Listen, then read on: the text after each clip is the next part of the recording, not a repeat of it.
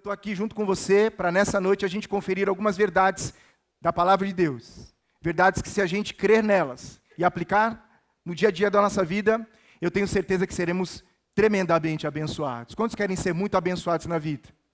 Nós precisamos debruçar o nosso coração nas Escrituras e seremos certamente abençoados. Abre a tua Bíblia no livro do Antigo Testamento, livro autoral de Josué. Josué, capítulo de número 14. Vá até o verso de número 6 e a nossa leitura vai até o verso de número 15. Josué, capítulo de número 14, versos 6 ao 15. Diz assim a palavra de Deus: Os homens de Judá vieram a Josué em Gilgal, e Calebe, filho do quenezeu Jefoné, lhe disse: Você sabe o que o Senhor disse a Moisés, homem de Deus, em Cades-Barneia, sobre mim e sobre você. É Calebe falando com seu amigo, seu companheiro de jornada chamado Josué. Verso número 7. Eu tinha 40 anos. Quantos anos Calebe tinha? Guarda esse número e os demais vão aparecendo. Ele diz: eu tinha 40 anos. 40 anos eu tinha quando Moisés, servo do Senhor, enviou-me de Cades-Barneia para espionar a terra. Eu lhe dei um relatório digno de confiança. Mas os meus irmãos israelitas que foram comigo fizeram o povo desanimar-se de medo. Eu, porém, fui inteiramente fiel ao Senhor, o meu Deus. Por isso, naquele dia Moisés me jurou: certamente a terra em que você pisou será uma herança perpétua para você e também para os seus descendentes, porquanto você foi inteiramente fiel ao Senhor, o meu Deus. Pois bem, o Senhor manteve-me vivo, como Ele mesmo prometeu, e foi há 45 anos. Quanto tempo durou? 45 anos. Com quantos anos ele recebeu a promessa de Deus? Com 40. Passado 45 anos, quantos anos Calebe tem agora? 85 anos. 85 anos. E olha que declaração poderosa. Foi há 45 anos que ele disse isso a Moisés, quando Israel caminhava pelo deserto. Por isso aqui estou hoje, com 85 anos de idade. E olha que declaração, e aqui a gente vai fundamentar a nossa meditação nessa noite. Verso de número 11. Olha que expressão maravilhosa, saindo da boca de um homem de Deus. Ainda estou tão forte como no dia em que Moisés me enviou. Tenho agora tanto vigor para ir à guerra, como tinha naquela época. Verso 12. Dê-me, pois, a região montanhosa que naquela ocasião o Senhor me prometeu. Na época, você, Josué, você ficou sabendo que os enaquins que lá viviam com suas cidades grandes e fortificadas. Mas, se o Senhor estiver comigo, eu os expulsarei de lá, como ele prometeu. Então, Josué fez o que, irmãos, com Calebe? Josué o abençoou. Abençoou Calebe, filho de Jefoné, e lhe deu Hebrom por herança.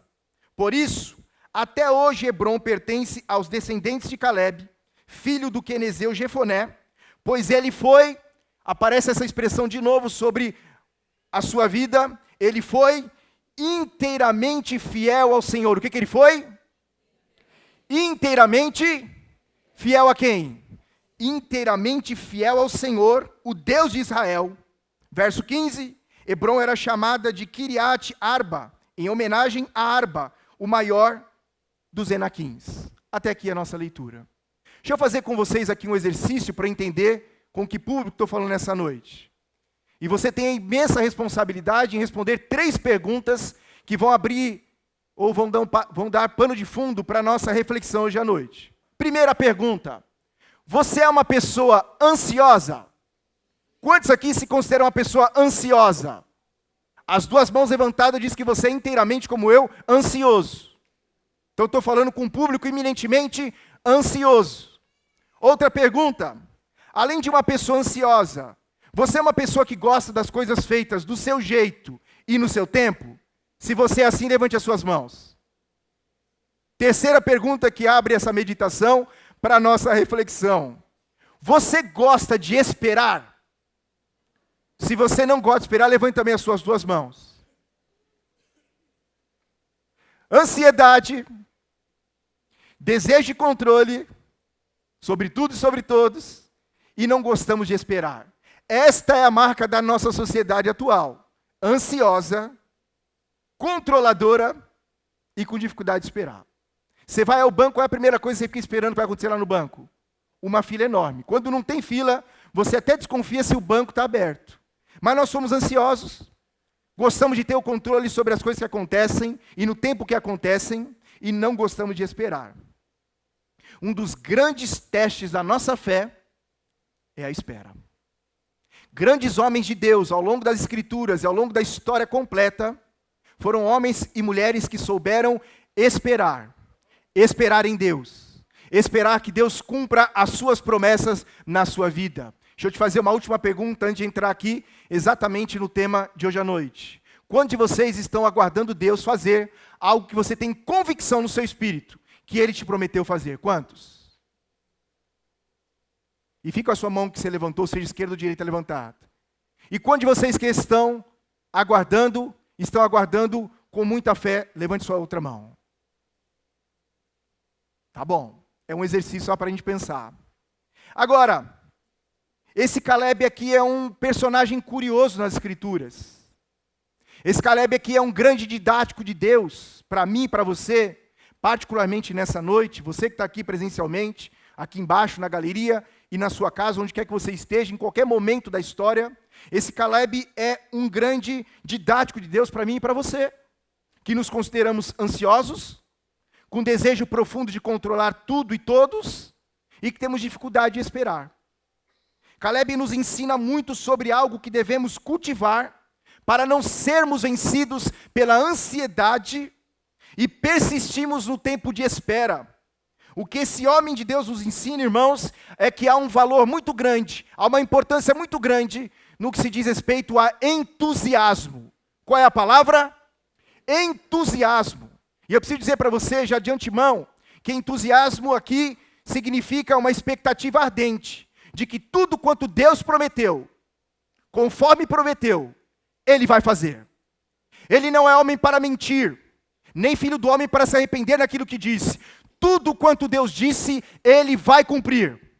Todas as boas promessas que Deus disse a meu e seu respeito, todas essas promessas vão se cumprir. O apóstolo Paulo vai escrever a primeira carta aos Coríntios, capítulo 1, versos 21 e 22, dizendo que tantas quantas forem as promessas que temos da parte de Deus o Pai, em Cristo Jesus, nós temos a todas elas o sim e o amém. Quantos creem nisso, digam amém. Deus vai cumprir. Deus quer cumprir. Deus está velando em cumprir a sua palavra. Deus quer fazer. Deus quer realizar. Ao longo da história bíblica, nós vemos Deus realizar grandes coisas, extraordinárias coisas. Esse Caleb, junto com toda a população que saiu do Egito, viu Deus fazer coisas extraordinárias. Viu pragas no Egito, viu sinais miraculosos. Ele viu, junto com o seu povo, Israel, ele viu o mar vermelho abrir e passarem todos a pé enxuto. Viu o mar se fechar e engolir todos os seus perseguidores do Egito.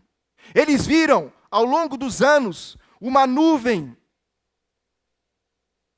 durante o dia, os guiando à terra prometida, e uma coluna de fogo também com o mesmo objetivo, os guiando à noite no deserto para cumprir o que ele havia prometido. E o que é que Deus havia prometido ao povo de Israel? Prometido a eles que os levaria a uma terra que manasse leite e mel. Deus cumpriu. Deus cumpriu. Todos receberam o cumprimento da promessa? Não. Só 2 homens, Josué e Caleb. E esse Caleb ensina muito a gente sobre a importância do entusiasmo, em crermos apaixonadamente tudo quanto Deus disse, Ele vai cumprir. Ele cumpre. Agora, você já reparou como é maravilhoso lidar com uma pessoa entusiasmada?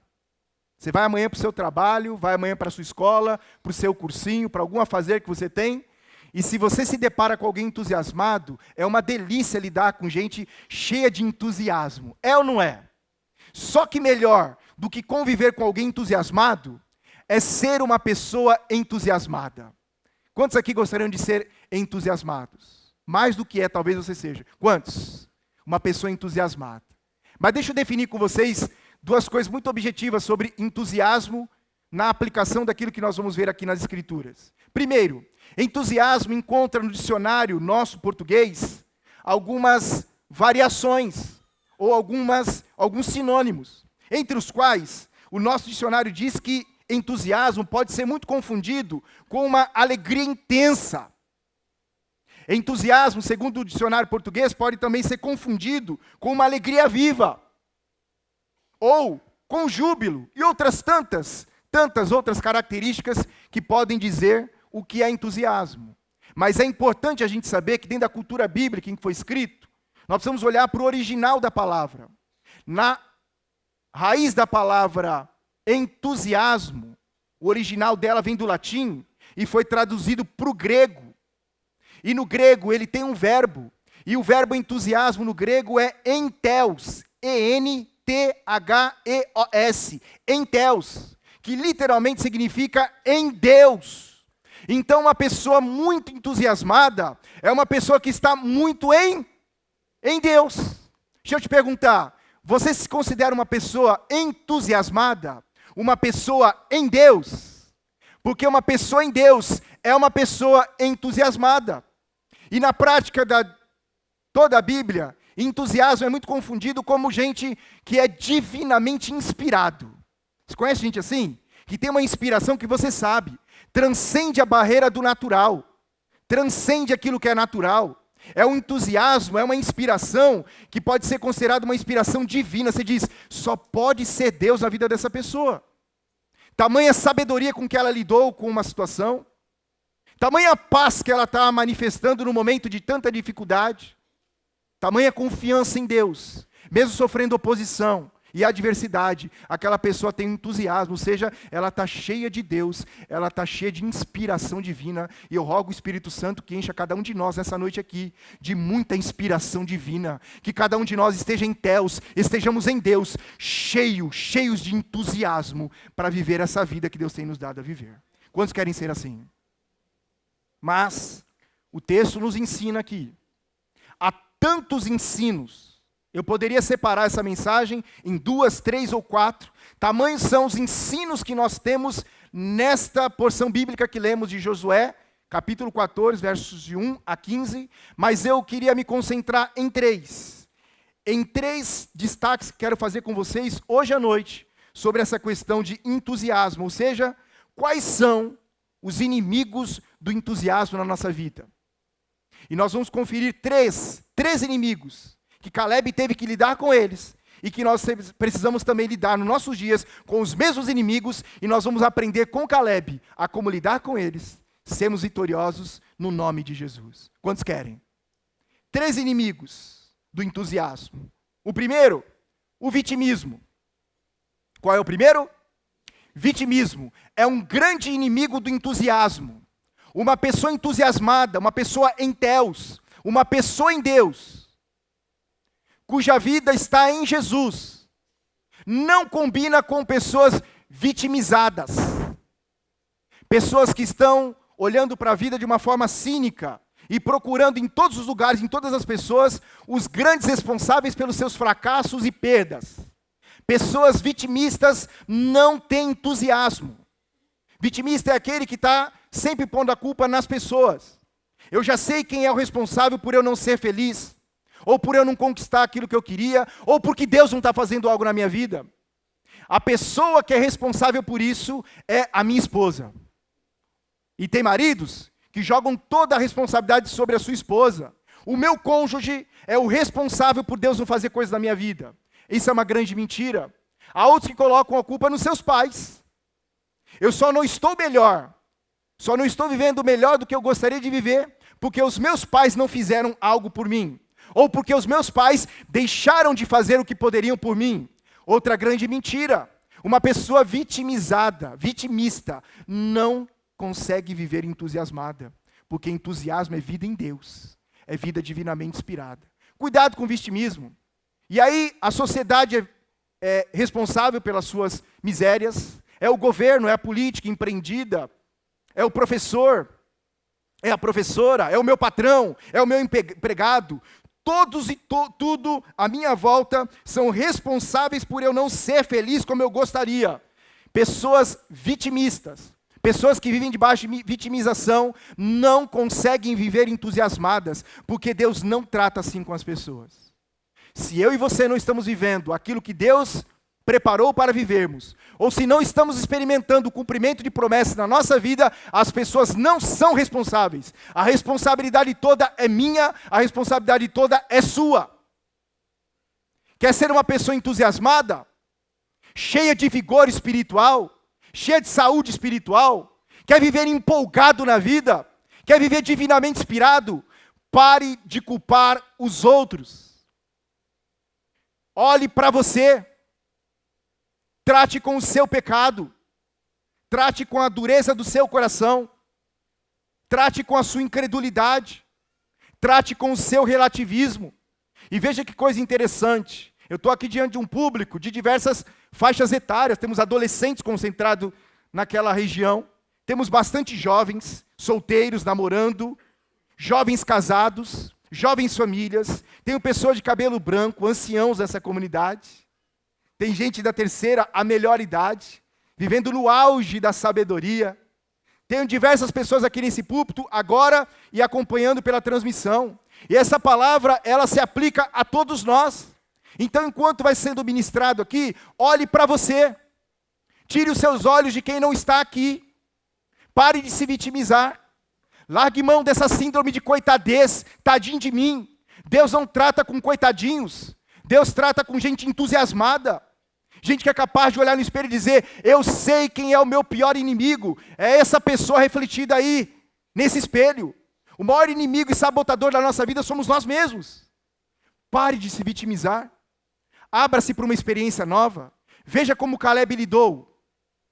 Retroage um pouco na história. Você quer conhecer os detalhes todos? Volte lá para o livro de Números, capítulo 13. Não volte aí agora. Vou de alguma forma aqui sintetizar para você. No capítulo 13 de Números, você vai encontrar o registro em que Moisés separa um homem de cada tribo, das 12 tribos de Israel, gente hábil, experimentada, gente com uma capacidade intelectual grande, gente que sabia que Deus tinha dado uma promessa, e Moisés então os manda numa comitiva de 40 dias, 12 espias, para verem a terra prometida, aquela mesma terra que Deus havia prometido dar a todo o povo de Israel. 12 homens vão, 40 dias numa incursão missionária, espiando a terra. Eles constatam que aquela terra é maravilhosa, mas uma terra cheia de desafios. Tinham gigantes, cidades fortificadas, difíceis de serem conquistadas. 12 homens veem a mesma coisa. Eles voltam para Moisés, para prestar a Moisés um relatório de tudo quanto viram. Trouxeram amostras de verduras, legumes e de frutas daquela terra e mostraram para Moisés, dizendo, aquela terra é maravilhosa. 10 deles disseram para toda a assembleia, para uma multidão de irmãos israelitas, olha, a terra é fantástica, mas impossível de ser conquistada. Diz a Bíblia que esse relatório trouxe uma comoção de tristeza no povo de Israel. Eles todos passaram a murmurar, todos eles passaram a reclamar, e sentirem saudade do tempo da escravidão. Queriam voltar para o Egito.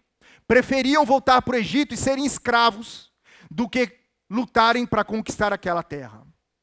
A Bíblia diz que nesse contexto Caleb se levanta, faz todo o povo calar-se, cessar o choro e diz, é verdade tudo o que eles disseram. Aquela terra é maravilhosa, aquela terra é difícil de conquistar, mas nós vamos nos levantar, vamos marchar e vamos conquistar essa terra, porque o nosso Deus nos prometeu dar a terra. Mas olha que coisa curiosa, ele foi voto vencido. Ele e Josué foram voto vencido. O relatório negativo daqueles 10 comprometeu o coração de toda uma nação. Deus lançou sobre eles uma sentença dizendo: para cada dia que vocês ficaram lá como espias da terra, que eu mandei vocês para espiarem, cada dia representará um ano em que vocês vão vagar pelo deserto, até que vocês sejam todos exterminados. Uma nova geração surja, uma nova geração que confia em mim, aí então vou possuir a terra. Então ele vai vagar pela terra 40 anos. Era culpa de Caleb na sua questão pessoal? Caleb tinha culpa? Não tinha. Mas ele não se vitimizou. Mesmo tendo que sofrer consequências nefastas na sua vida e na sua família, Caleb não se vitimizou dizendo: eu só estou vagando no deserto porque 10 dos meus amigos, os meus irmãos, foram infiéis a Deus, incrédulos. Ele não fez isso. Quer vencer o desânimo na tua vida? Quer se tornar uma pessoa em Deus, entusiasmada? Vença esse inimigo chamado vitimismo. Essa situação que você se colocou de que tudo e todos estão contra mim. Isso é mentira. Quer ser abençoado? Quantos querem ser cheios de muito entusiasmo na terra? Vença esse desejo de vitimismo. Quer viver o tempo todo inspirado por Deus, cheio de entusiasmo? Vença esse inimigo chamado vitimismo. Ponha seus olhos, ponha seu coração em Jesus. Confie em seu caráter. Mantenha esperança naquilo que Deus te prometeu. Porque até quem se opõe a você é instrumento de Deus para te abençoar. Até quem se levanta contra você é um instrumento, um teste de Deus, para quando Ele te der aquilo que Ele te prometeu, você estará preparado para receber o melhor de Deus na sua vida. Diga: eu recebo tudo quanto o Senhor Deus tem me prometido. Qual é o primeiro inimigo, então, do entusiasmo na nossa vida? O vitimismo. O segundo, queria conferir com vocês, o segundo inimigo com o qual nós temos que conviver e temos que lutar contra ele é o tempo. O tempo. 45 anos de espera.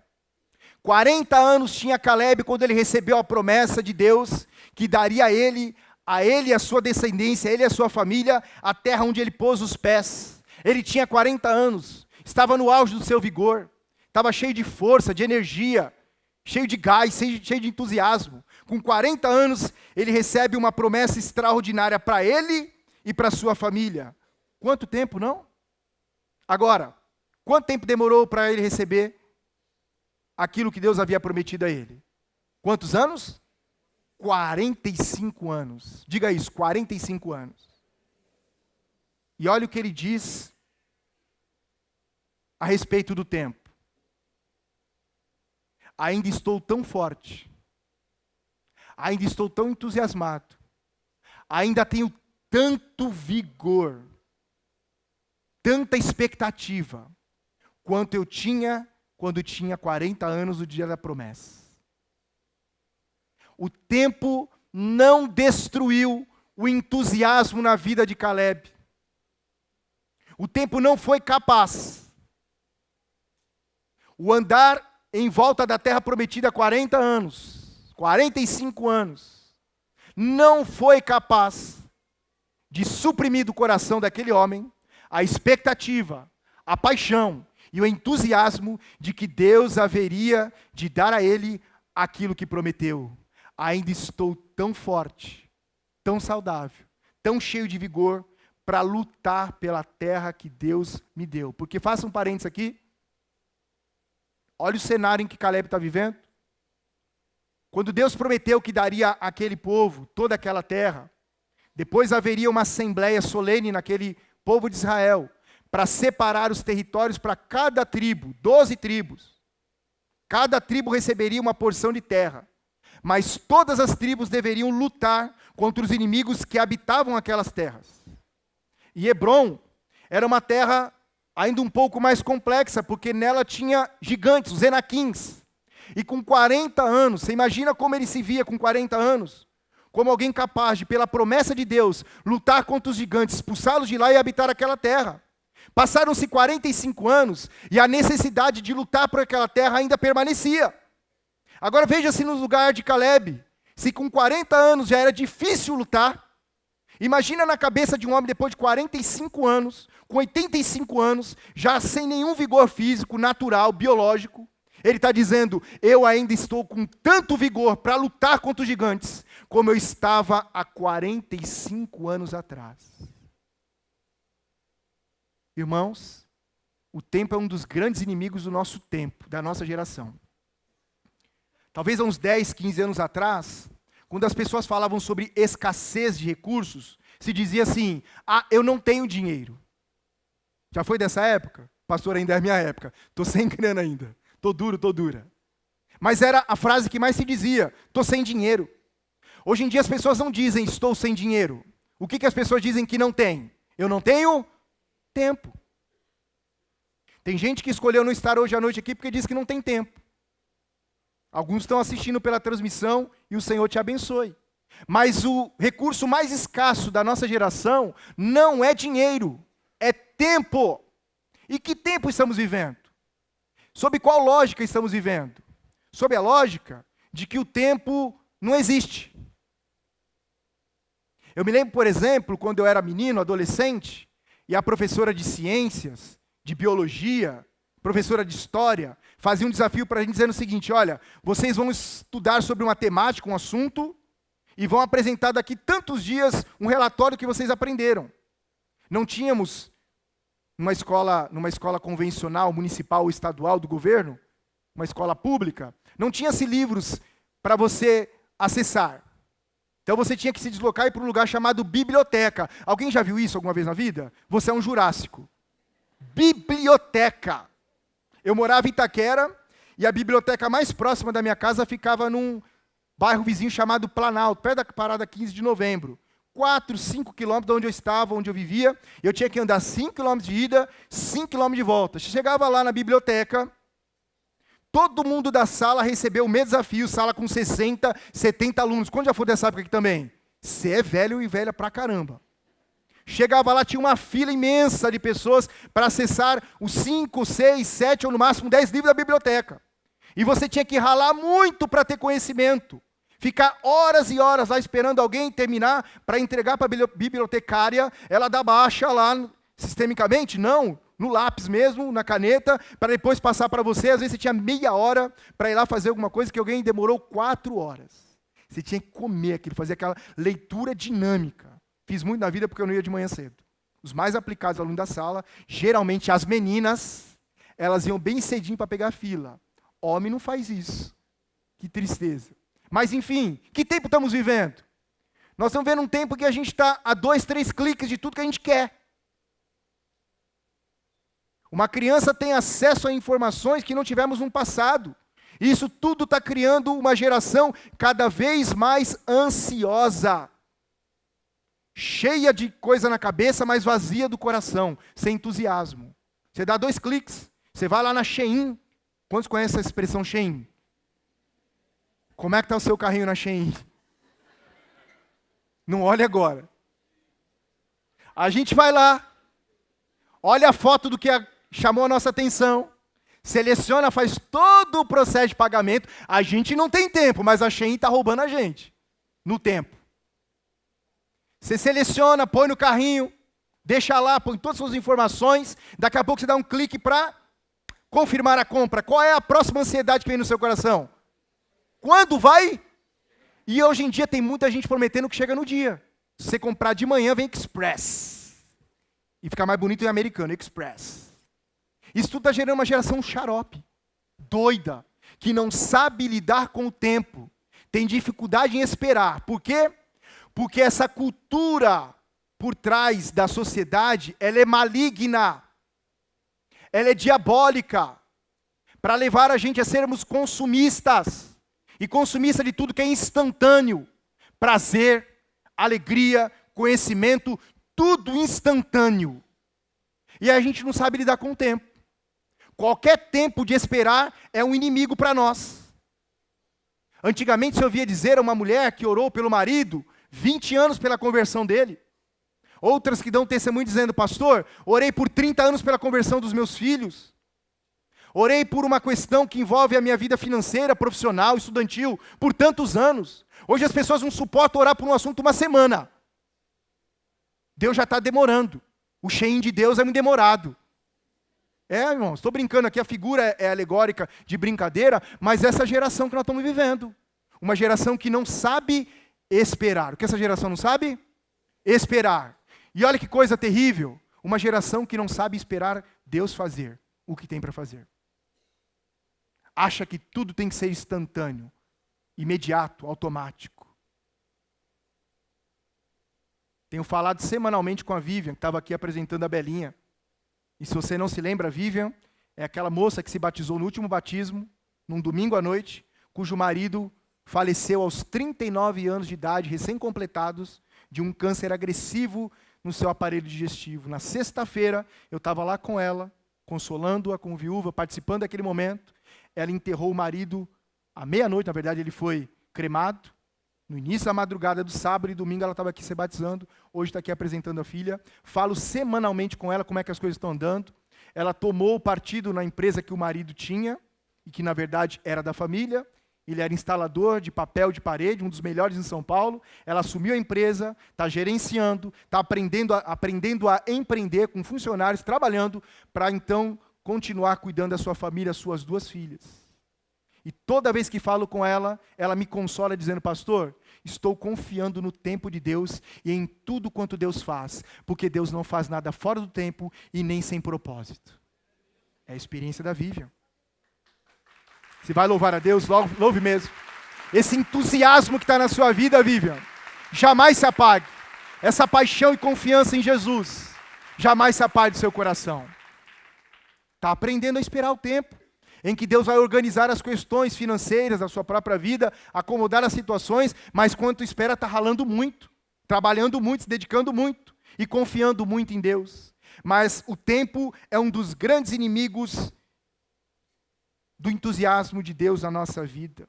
Provérbios 13:12 diz assim, a expectativa adiada faz adoecer o coração. Tem muita gente doente do coração, porque não consegue esperar. E vou reforçar uma expressão, vou sublinhar, nós somos uma geração que não espera por nada. Somos uma geração que recebe uma promessa do tipo, crê no Senhor Jesus Cristo e será salvo tu e tua casa, ainda está esperando acontecer amanhã. Se você está esperando pela conversão de alguém muito importante para você na sua casa, alguém que você ama muito, e talvez essa pessoa parece que vai piorando progressivamente, enquanto você está esperando, fique em paz. Deus vai cumprir a promessa na sua vida. Deus, adolescentes, o Senhor vai salvar os seus pais. Deus vai usar você para ser uma bênção, um agente de salvação lá na tua casa. Você vai ganhar toda a sua família para Jesus. Permaneça entusiasmado, permaneça em Deus. Saiba lidar com o tempo da espera. O mesmo para você, mulher, que tem o seu marido ainda não alcançado por Jesus. O mesmo vale para você, homem, que não tem a sua mulher convertida. O mesmo vale a vocês, pais, a nós, pais, em relação aos nossos filhos. O tempo vai ser um instrumento poderoso nas mãos de Deus para salvar toda a nossa família. Crê no Senhor Jesus Cristo, será salvo tu e toda a sua casa. Provérbios 23:18 diz assim, deveras há um fim bom, a sua esperança não será frustrada. Saiba lidar com o tempo, e termino dizendo sobre esse aspecto desse segundo inimigo, o tempo, a seguinte questão, mantenha seu coração, mantenha seus olhos em Jesus e não no calendário. Deus opera num outro tempo que não é o cronológico. Deus opera no seu tempo. O nosso Deus é eterno. Ele está no passado, Ele está no presente, Ele está no futuro. Saiba lidar com o tempo e o tempo vai ser um grande aliado nas mãos de Deus para abençoar você naquilo que você tem esperado. Amém? Terceiro inimigo. Qual é o primeiro inimigo do entusiasmo de Deus na nossa vida? Vitimismo. Qual é o segundo inimigo do entusiasmo de Deus na nossa vida? O tempo. E eu vou dizer para você um terceiro, e vou pedir para você máxima atenção, porque eu vou caminhar para o fim. Terceiro inimigo do entusiasmo de Deus na nossa vida, desse ardente expectativa nossa, em que Deus vai cumprir a sua promessa, é a solidão. Qual é esse inimigo? Solidão. Diga de novo. Veja que solidão é diferente de uma outra palavra que parece sinônimo, mas não é, que é solitude. O que é solitude? Solitude é aquele tempo que você reserva para estar com você mesmo. Um tempo para uma reflexão. Tempo para você fazer ponderações da sua própria vida. Tempo para você fazer uma autoavaliação de você, da sua fé. Solitude é uma coisa importante para a nossa vida. Separar algum tempo, e não muito tempo, para você estar a sós com você mesmo, na ajuda do Espírito Santo, para fazer a avaliação pessoal. Solitude é muito importante e necessário. No mundo corrido, a gente praticamente não para fazer avaliações de nós mesmos. Para sermos críticos, positivamente críticos, como no mundo das artes tem a crítica, e a crítica serve para melhorar as artes, a autocrítica serve para melhorar a gente também. Tem muita gente mal surpreendido consigo mesmo, muita gente decepcionado consigo mesmo, por coisas que perdeu, por oportunidades que perdeu, por pessoas que feriram, por rompimentos que causaram. Tem muita gente que não para fazer uma avaliação do porquê isso está acontecendo e se transforma em uma questão sistêmica. Vai acontecendo repetidas vezes. Então, solitude é importante. Você dá uma paradinha, estou vendo aqui uma psicóloga, minha amiga Ana, tem tantas outras e outros psicólogos sabem disso. É importante separar para fazer uma reflexão pessoal, uma avaliação. É bíblico. Davi fez muito. Davi foi muito para alguns momentos para olhar para si mesmo, de modo que ele falava com a sua própria alma. Salmo 103 fala disso. Porque está abatida a minha alma, é um outro salmo. Porque está abatida a minha alma? Mas no Salmo 103 ele começa a fazer uma reflexão dizendo com a sua própria alma: espere em Deus, minha alma. É Ele quem perdoa os seus pecados. Minha alma, é Ele quem te redime da cova. É Ele quem sara as suas feridas. Há momentos na vida que nós precisamos ter um tempo de solitude. Qual é a palavra? Se você não tem, arranje um tempo para você parar e fazer uma reflexão da sua própria vida. Avaliar a sua fé, avaliar suas práticas, avaliar os princípios que têm regido a sua vida, avaliar o seu comportamento. Faça isso. E o Espírito Santo vai dar muita graça para você no tempo de solitude. Mas um dos grandes inimigos do vigor espiritual, da saúde espiritual da gente e do entusiasmo, daquela inspiração divina na nossa vida é a solidão. Tem muita gente fazendo opção por ser solitário. Provérbios 18:1 diz que o solitário, ele busca os seus próprios interesses egoístas e se rebela contra a verdadeira sabedoria de Deus. Em outras palavras, é coisa de tolo e de tola viver sozinho. Em que aspecto? Tem muita gente vivendo a vida sozinho. Deixa eu conferir com vocês uma questão. Solidão pode se transformar num estado permanente de vida, numa condição de vida. E tem gente que se apropriou de uma condição de vida solitária, está vivendo sozinho, está tentando manter a chama da paixão por Deus, o entusiasmo nas promessas de Deus, sozinho. E sozinho a gente não chega a lugar nenhum. Talvez você ande algumas léguas mais rápido sozinho. Mas a gente só vai chegar lá no ponto final se formos acompanhados. Uma das frases mais repetidas por qualquer pastor que assume esse púlpito aqui para ministrar, está lá pastor César, meu amigo, nós aqui transformamos isso num santo mantra: não ande sozinho. É uma das frases que a gente mais diz nesse púlpito aqui: não ande sozinho. A gente diz isso para as crianças, a gente diz isso para os adolescentes. Isso é dito lá entre os jovens, está aqui Gustavinho, meu amigo, Miranda, não ande sozinho. Nós dissemos isso para os homens, para as mulheres. Nós dissemos isso para os casais.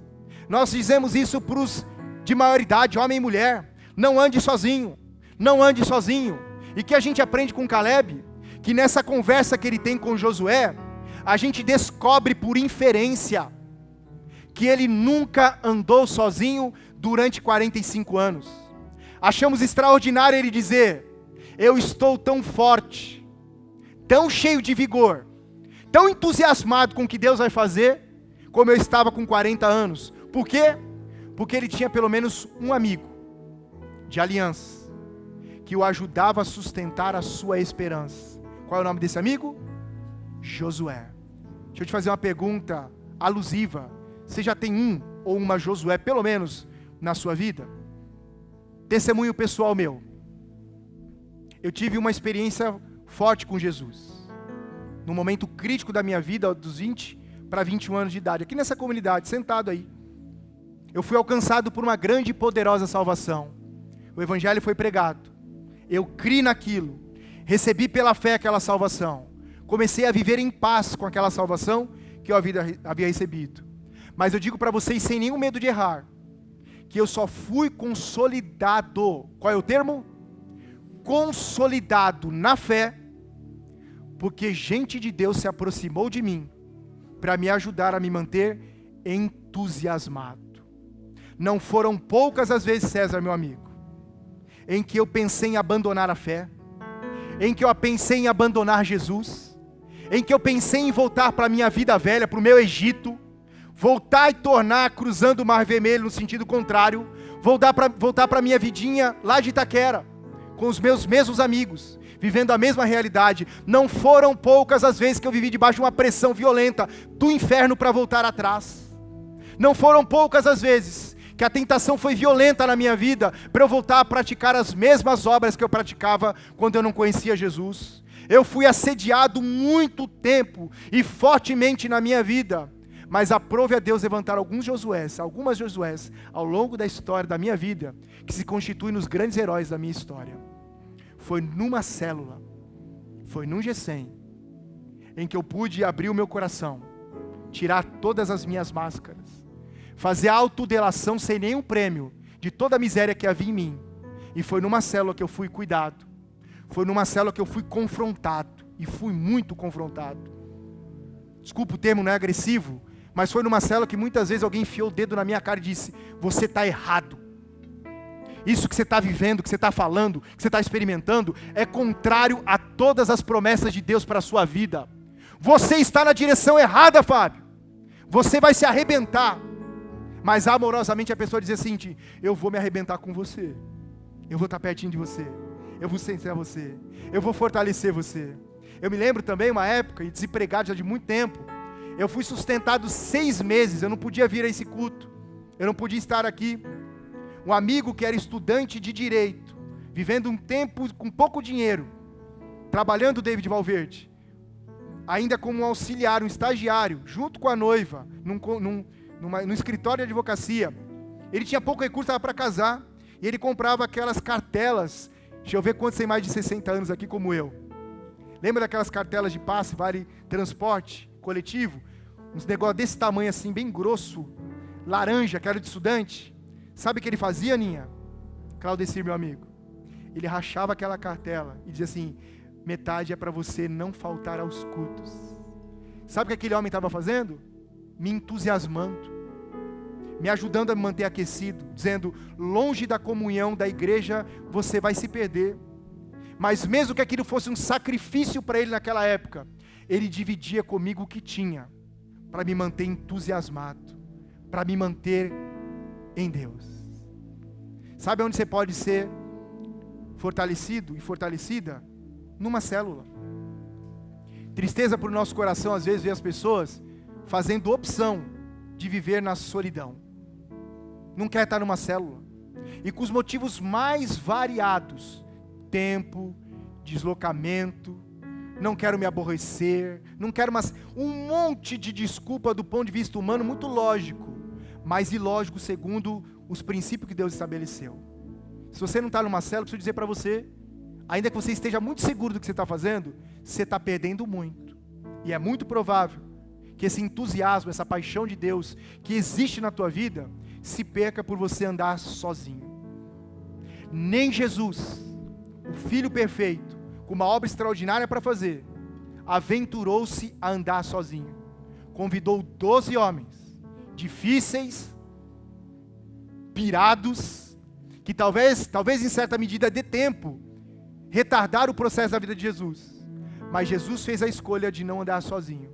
Trouxe 12 homens para estar com ele. Sob qualquer prejuízo que isso possa conferir, ele escolheu estar junto. Por quê? Porque a essência de Jesus é a essência da Trindade.